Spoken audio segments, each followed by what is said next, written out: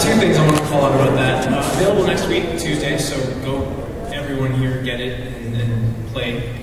But there's also the whole free thing.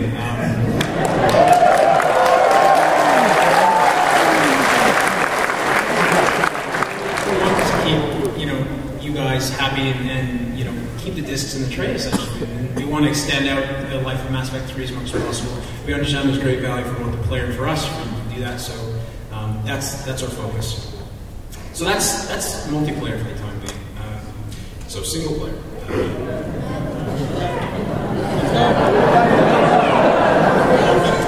Okay.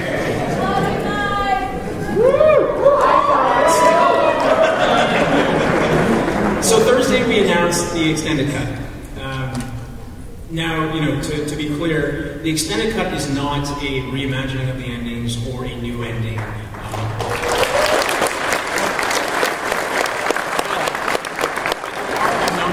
That we made sure that we wanted to do with it, and we're currently building it right now. Our cinematics team, led by Slay, is on it as we speak. The writers, including two of the writers at the end of the table, are heavily involved, and it's coming together. Now, we wanted to clarify a number of things for the players. We wanted to make sure that we actually answered the questions that we're seeing.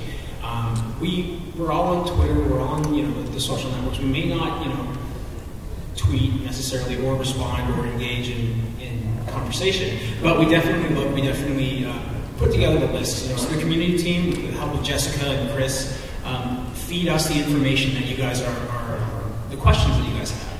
And so because of that, that's how we're going to take the direction for the extended cut deal. So we want to give some more closure around some of the questions you have, fill some of the unknowns. And in general, we really wanted to give the players a sense of personalization with the endings. So, many people mentioned that some of the choices that were within the game are not necessarily reflected in the ending scenes. We're definitely going to focus on things like that. We want to make sure that when you see the ending of Mass Effect, you now have the information and the context to feel satisfied. And in general, we're really excited to be doing it. So bear with us over the next couple months while we work on it, and it will come out, again, it will come out free. And currently, we're shooting for a generic summer release, but we're going to put the time and the effort into it that it takes. We're not going to rush it, but it's going to be done well.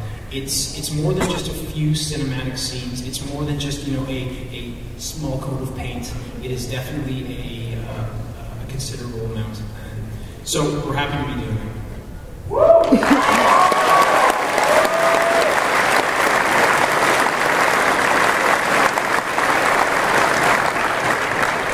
And so with that, I believe, Chris, there were some questions related to that?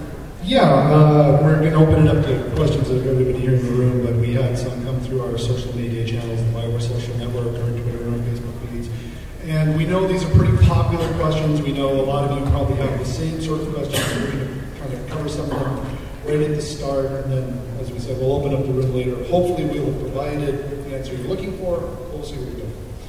The first, Mike, you already kind of touched on it, is will the new extended cut provide new endings to the Mass Effect franchise? Yeah, so basically we already talked about that one. Like, no new endings, but we want to provide closure. Okay. The next question about that is, why was that content not in the game at launch? The dev team stands by what we released in the core product. We're very proud of it, and thanks.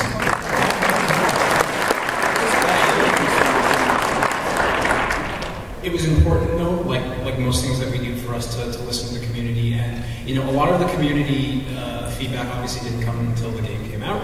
And once we were listening, once we heard, then we decided to move on the extended cut. So really, we couldn't have included it in the game because we didn't know there was such a huge demand for it, to be honest with you. So.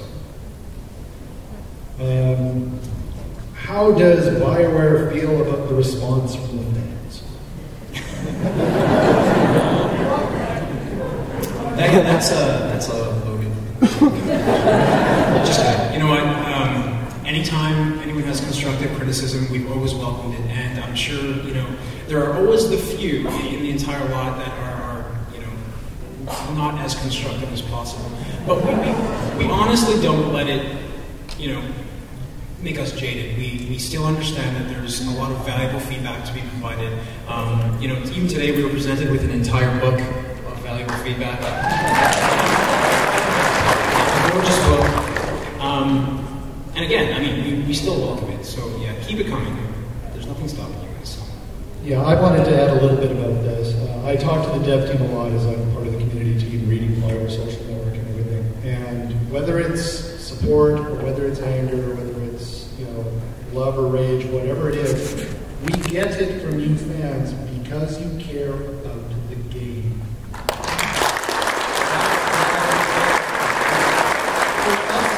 It would be awesome if, you know, we bought the game and went, wow, that's the best game of all time, and then waited for the next DLC. But we know reality, that's probably not going to happen all the time.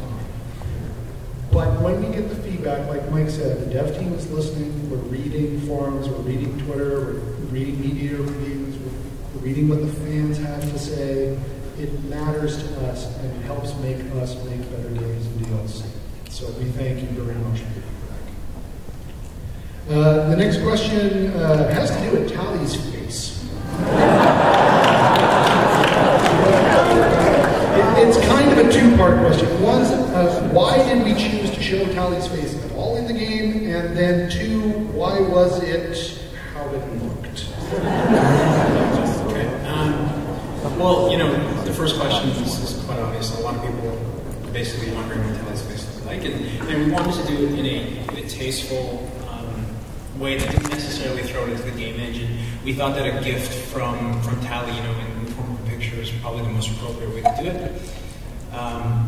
Yeah, and in terms of what Tally's face looked like and why it looked the way it was, we often use source material, source art for many things within our game.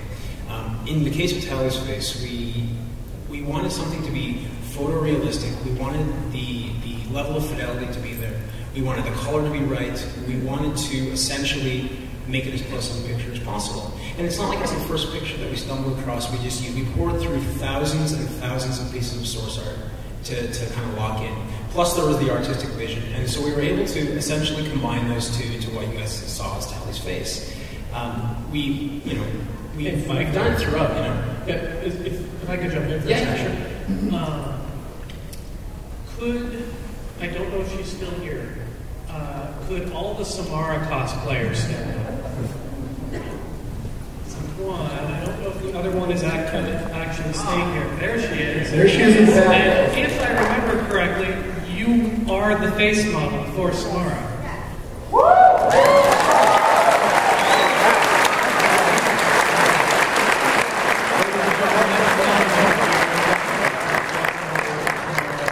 Great example of how a real face can make it into this. Yeah. So Liara, her face is based on a real face model. Same goes for Commander Shepard. Same goes for Miranda, obviously Yvonne Strahovski. And we really felt that Tally deserved that same treatment. We wanted her to be based on a real person because there are people for whom that relationship is as important as the relationship with Liara or Miranda or any of the other love interests. Yeah!